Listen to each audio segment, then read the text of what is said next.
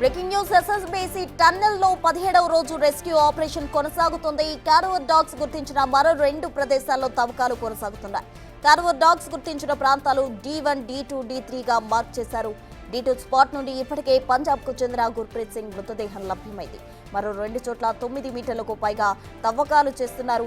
4 షిఫ్ట్లుగా 150 మంది రక్షణ దళాలతో రెస్క్యూ ఆపరేషన్ చేస్తున్నారు. రేపటిలోగా మరొక మృతదేహం గుర్తించే అవకాశం ఉంది.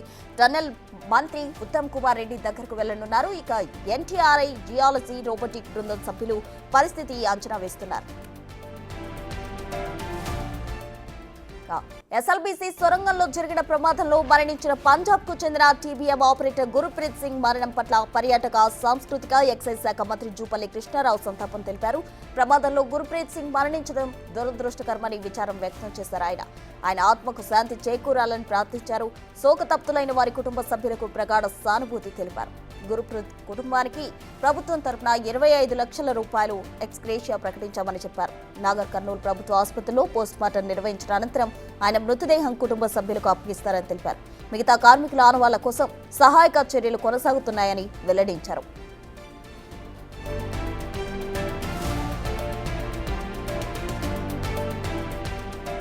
ఎస్ఎల్బీసీ టన్నెల్లో రెస్క్యూ ఆపరేషన్ కు సంబంధించి పూర్తి వివరాలు మా ప్రతినిధి శంకర్ లైవ్ లో అందిస్తారు. శంకర్,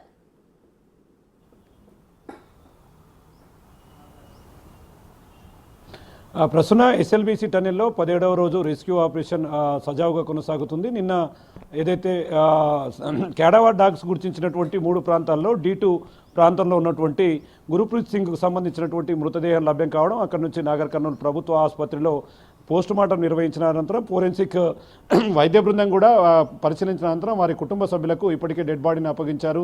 దీనికి సంబంధించి వారి ప్రాంతానికి తరలించేందుకు తెలంగాణ రాష్ట్ర ప్రభుత్వమే పూర్తి స్థాయిలో ఖర్చులు భరిస్తూ వస్తుంది. ఈ క్రమంలో మరణించిన బాధిత కుటుంబ సభ్యులకు కూడా 25 లక్షల రూపాయలను నష్టపరిహారంగా కూడా ఇప్పటికే ఇచ్చినటువంటి పరిస్థితి కనిపిస్తుంది. ఇక టన్నెల్ దగ్గర 17వ రోజు రెస్క్యూ ఆపరేషన్కు సంబంధించి ఓవరాల్గా క్యాడవర్ డాగ్స్ను మరొకసారి టన్నెల్లోకి తీసుకువెళ్లారు. అక్కడ గతంలో గుర్తించిన ప్రాంతాలతో పాటు కొత్తగా ఎక్కడైనా కొన్ని ప్రాంతాలను గుర్తించవచ్చు అనే కొనలో కూడా రెస్క్యూ కొనసాగుతున్నటువంటి పరిస్థితి టన్నెల్ లోపల కనిపిస్తుంది. ఇక ముఖ్యంగా క్యాడవర్ డాగ్స్ గుర్తించినటువంటి D1, D2, D3లలో D2లో ఇప్పటికే గుర్ప్రీత్ సింగ్ మృతదేహం లభ్యమైంది. మరి D1, D2ల దగ్గర కూడా దాదాపు 9 మీటర్ల నుంచి 15 మీటర్ల మేర కూడా ఈ యొక్క తవ్వకాలు అనేది కొనసాగుతూ వస్తున్నాయి. నిన్న డెడ్ బాడీని తీసే క్రమంలో కూడా చాలా సున్నితంగా వివరించాల్సినటువంటి అంశం. ఎందుకంటే అక్కడ కూరుకుపోయినటువంటి డెడ్ బాడీ 15 రోజులు 16 రోజులు అవుతుంది కాబట్టి డీకంపోజ్ కావడం, తీసే క్రమంలో జాగ్రత్తగా తీయకపోతే మొత్తం ఈ యొక్క అవయవాలన్నీ కూడా చెల్లాచెదురైతాయని కూడా NDRI టీం జాగ్రత్తగా డెడ్ బాడీని బయటికి తీసుకురావడంతో పాటు క్లియర్గా వారి కుటుంబ సభ్యులకు అప్పచెప్పినటువంటి పరిస్థితి నిన్నటి వరకు కనిపించింది. ఇక మిగతా 2 చోట్ల కూడా తవ్వకాలు ప్రారంభమవుతున్నాయి. మరికొద్ది గంటల్లో లేదా మరికొద్ది గంటల్లో దీనికి సంబంధించినటువంటి లేటెస్ట్ అప్డేట్ అయితే రావాల్సి ఉంది. ఇప్పటికే టన్నెల్లోకి మరొకసారి ఈ యొక్క క్యాడవర్ డాగ్స్ను కూడా తీసుకుపోయినటువంటి పరిస్థితి. ఇప్పటికీ NGRI కావచ్చు, అదేవిధంగా సిస్మాలజీ మరియు ఈ యొక్క అన్ని బృందాలు కూడా అక్కడ క్లియర్గా రోబోటిక్ బృందాలు కూడా పరిశీలన చేస్తున్నాయి. సాధ్యాసాధ్యాలపైన సమీక్ష సమావేశాలు నిర్వహిస్తున్నాయి. ముఖ్యంగా ఇంకా 7 మంది ఉన్నారు. అంటే తప్పిపోయిన వారిలో 8 మందిలో ఒక్కరికి డెడ్ బాడీని గుర్తించారు, మిగతా డెడ్ బాడీని గుర్తించాలి.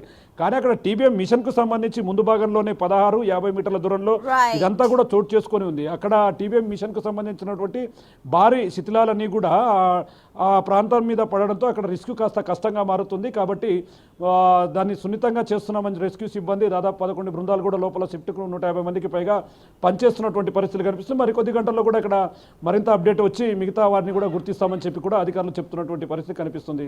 Prasanna. Right Shankar, thank you.